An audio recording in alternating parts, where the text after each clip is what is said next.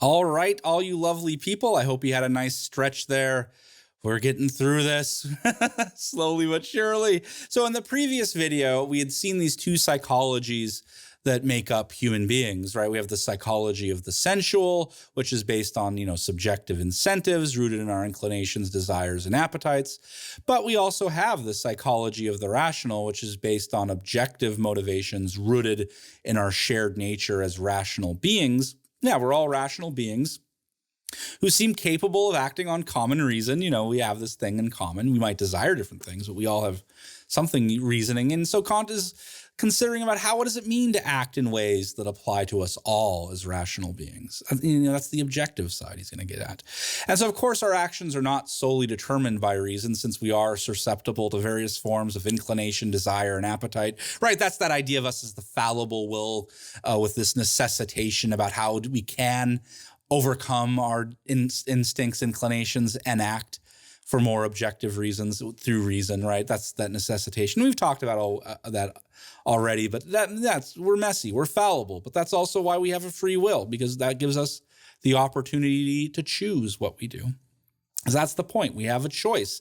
Animals are caught in the causal nexus created by instinct, and so animals don't have choices. I mean, I don't know if you've ever seen this video. I think it was when I was much younger, so gosh knows where it is. Where you have the baby bunny. So there's this cute baby bunny, and this cute baby bunny comes upon a very cute baby wolf there, and they're babies, so they don't know that what happens when they grow up, and so they start playing together, and it is so cute. Oh my god, because babies are cute anyway, and they're baby bunny, baby wolf playing together, and what happens is that I guess the baby's mom, the bunny's mother, the baby bunny's mom, said, "Come home, baby." And so the baby bunny turns around, starts hopping away, "Goodbye, wolf friend," and hops away. And you know what happens? This is horrifying. Instinct kicks in for the wolf. Even the baby wolf knows that dinner runs away from me. And so once the baby pup sees the bunny bouncing away, something kicks in, and yep, the baby wolf jumps, pounces, and kills that cute little bunny. But that's it. They're in the causal nexus, baby. They can, they can't think, that's a pretty cool bunny. I won't eat that one. No, they can't think. They're stuck on this weird combination of instinct.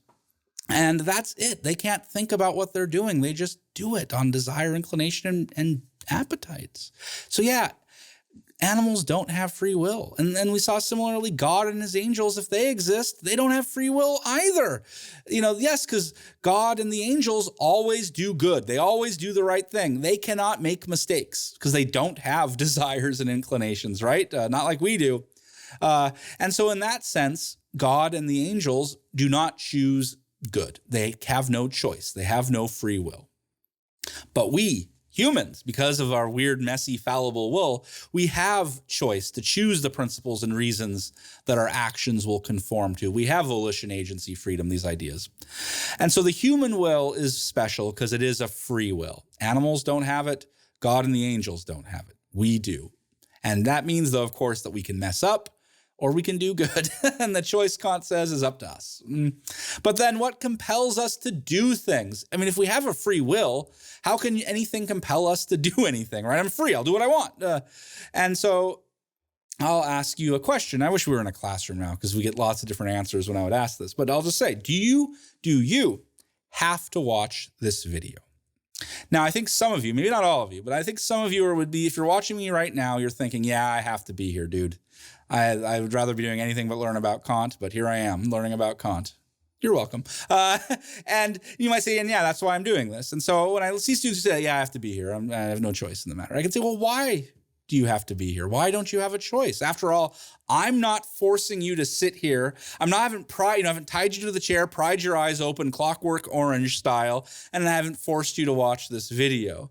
And yet I do assume what some of you feel in some non-trivial sense that you do have to watch this video. And why might that be? Why might some people, maybe you, certainly some of your classmates, someone feels they have to be here when they'd rather be out having fun? It's not fun learning about Kant. Oh, don't, it hurts. But usually I'd hear, well, I want to do well on these quizzes.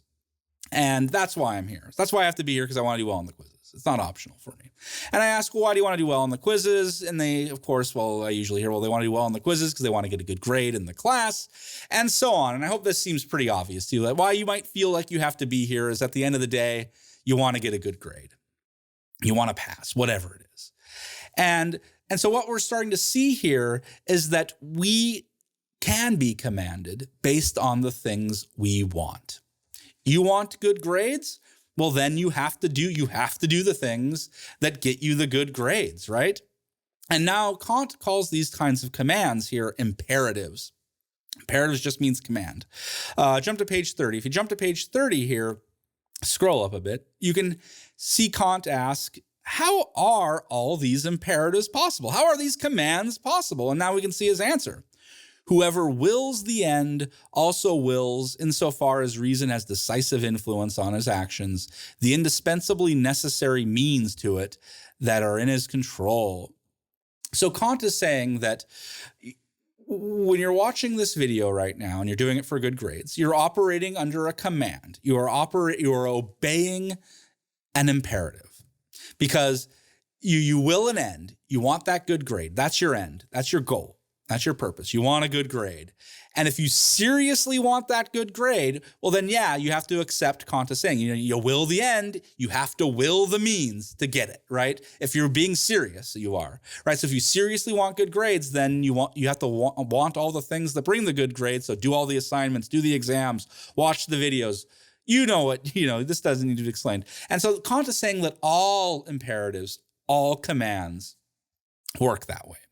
Because all commands, all imperatives have the same kind of material components. So here we go. Because you have that is being willed, then we'll call that thing the end. That's E. That's the end that you're willing, the thing you want, the thing you're choosing for.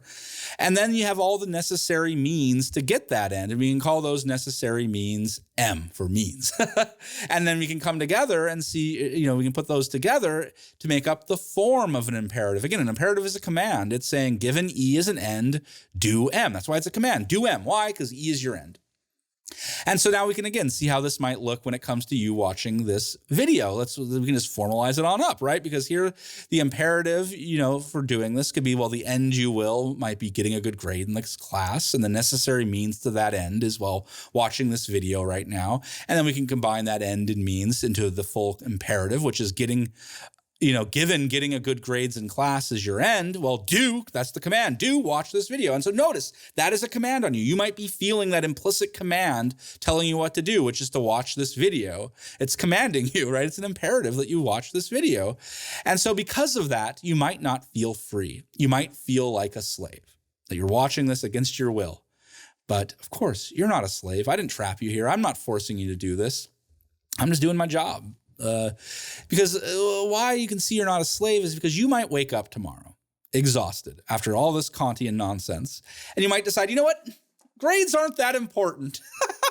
And you no longer will that end. You no longer choose that end and you're done, right? You stop attending class. You're like, it's good. And you know what? That happened to me. I had to have a job when I was in high school. My parents were like, you want a car? You have to pay for the insurance. You can use the car if you pay for your own insurance. And like, fine. So I'm not kidding. I worked at McDonald's to pay my freaking car insurance so I could drive around. And I'll tell you what. So that was my imperative was quite simple. Given that I want to drive a car as an end, work at McDonald's. And I tell you what, after 7 months there, I decided, having a car isn't so important, and I quit. It was awful. And so, yeah, my imperative changed because the minute you decide that end is no longer valuable for you, you're free. So if you no longer care about good grades, or I didn't care about getting a car, that imperative, that command, watch this video for you, or me work at McDonald's, that imperative, that command is gone. It has no force on you. You are free. You're free. You hear me? You're free. Are you still there? Did you run off? You're like, I'm free. I can leave. Who cares about grades? Now, well, you're still here, so I guess hi. You still care about your grades or the video, whatever. It's up to you. But now Kant recognizes that most imperatives, most commands are like this, and he calls these hypothetical imperatives.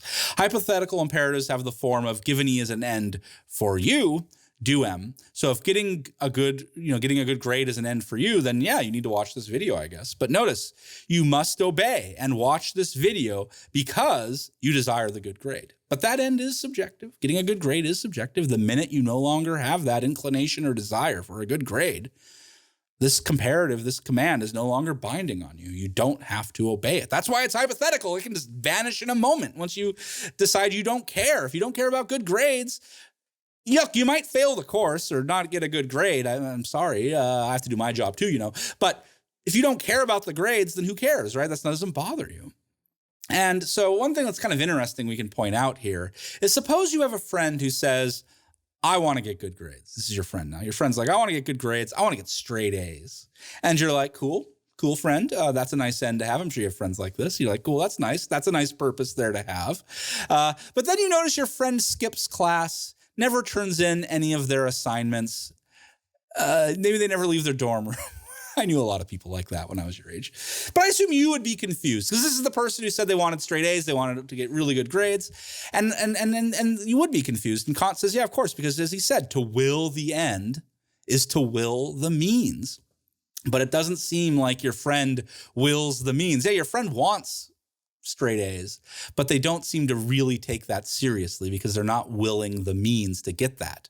And so what we can say is your friend there is committing or caught themselves up in a practical contradiction. Remember practical contradictions, because remember it's always about when your actions and your means to those actions, don't harmonize.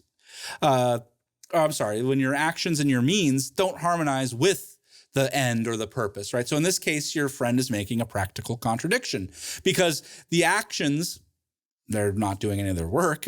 Those actions don't harmonize with their goal or purpose of getting straight A's. And so anyhow, I keep drawing our attention to these practical these practical contradictions, because they make Kant's point about how imperatives and their associated maxims are supposed to work. Because imperatives and maxims need to have a certain structure or a certain form, where the material, whether that's the means and the ends or the material is the purpose and the actions, all these things must harmonize in some way without practical contradiction. So yeah, a lot of interesting stuff going on with hypothetical imperatives. We can now see how there can be practical contradictions to, when you will an end, but you don't take it seriously. That's a contradiction. Now, what Kant wonders, though, is are all commands just hypothetical imperatives? Because look, if that is true, if everything is literally at the end of the day a hypothetical imperative, then all commands are ultimately based on your inclinations, your desires, your appetites. And that means, of course, that all commands, all these hypothetical imperatives are ultimately subjective because different people will desire different things. And so different people will have different hypothetical imperatives. And even you yourself, as we've seen, your hypothetical imperatives will change if you wake up tomorrow with different desires, appetites, and inclinations, your imperatives change at that moment.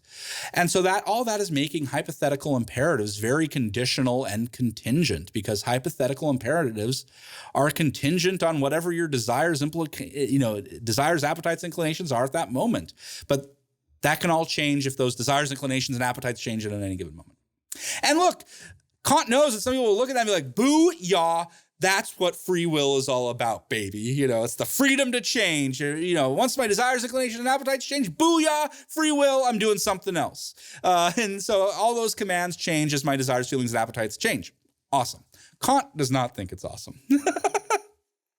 He does not, as you can probably guess, he does not want the commands of morality to be subjective. He is not a subjectivist like David Hume. In fact, Kant read David Hume and Kant's like, no way, I'm not doing that. Because he doesn't want morality to be contingent on whatever your particular desires are. And we go back to that subjectivism unit. We saw a lot of problems if you make morality just about how you feel. No, Kant wants the commands of morality to apply to all persons, all people, simply because they are rational. Period. Kant has very little patience for the idea that freedom is just following your ever-changing desires, inclinations, and appetites, because Kant says, that does not sound like freedom at all. You sound like an animal, a clever animal, but still an animal who only cares about their desires and inclinations and appetites. And that, and we've already seen animals don't have free will. So you sound like you're a slave to your desires and appetites. So Kant thinks hypothetical imperatives are not going to give us the morality we want. It's just going to give us subjectivism, which Kant does not want. So Kant says instead of a hypothetical imperative, hypothetical imperatives will exist. They're very important, but that's not all. Kant says there should be an idea of a categorical imperative. A categorical imperatives, they have the form of given E as an end, for all rational beings as such, then do M. So you must obey, this command to do M, but you must obey it because you are a rational being. It has nothing to do with your particular inclinations, desires, appetites.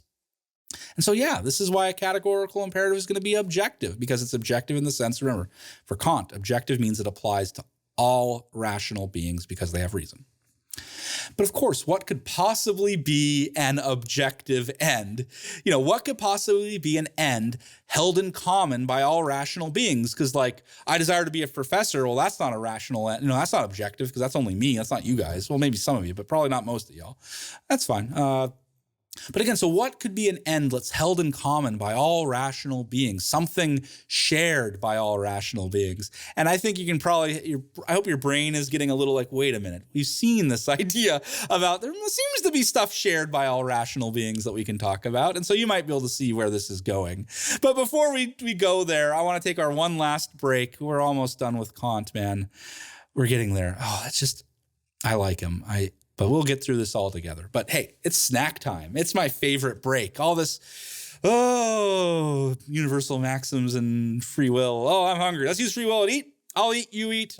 And we'll come back and we'll finish up this module on Kant. See you back here in a moment.